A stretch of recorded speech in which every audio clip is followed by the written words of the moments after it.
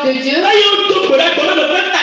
Et on a prié ce jour-là avec ce thème. Dans ce mois, on l'a doté en même temps. Car ce qu'elle manquait, elle a vu la parole de Dieu. Donc, ce matin,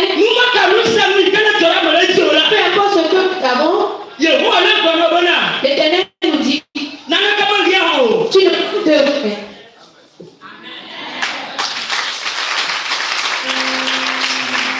Alléluia.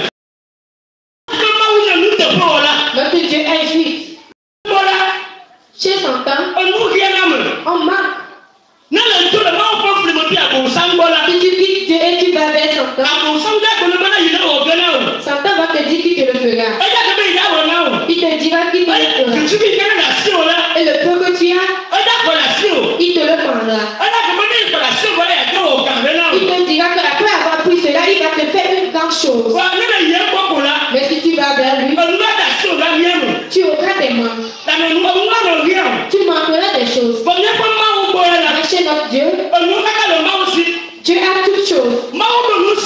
Dieu a toutes choses.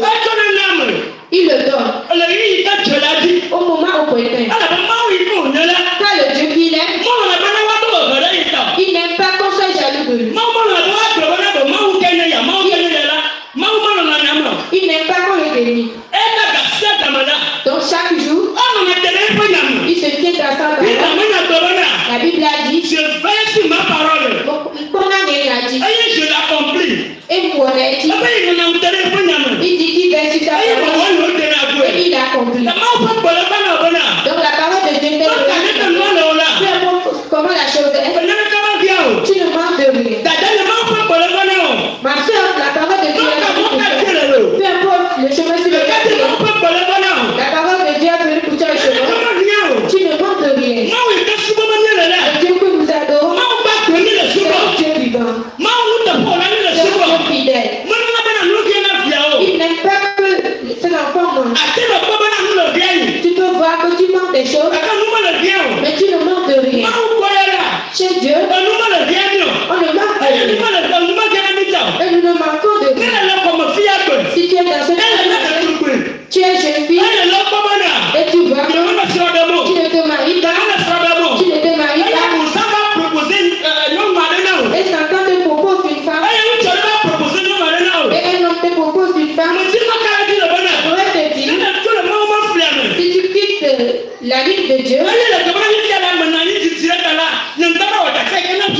et maintenant tu dis que tu as souffert, donc que tu vas faire le choix que tu veux, je pourrais te dire, la parole de Dieu, tu ne manques pas d'homme, tu ne manques pas de mariage, car le mariage, c'est tout dans le magasin de Dieu.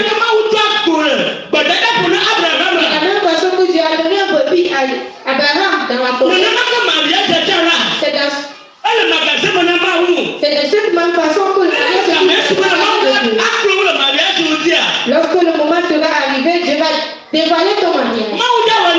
Il le fera. Tu ne vas pas rester pour que tu aies honte.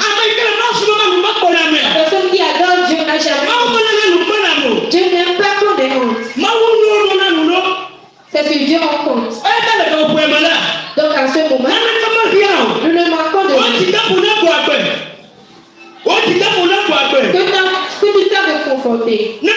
Si nous venons vers Dieu, lorsque nous étions vers Satan, nous n'avons plus d'espoir. Nous manquons d'espoir.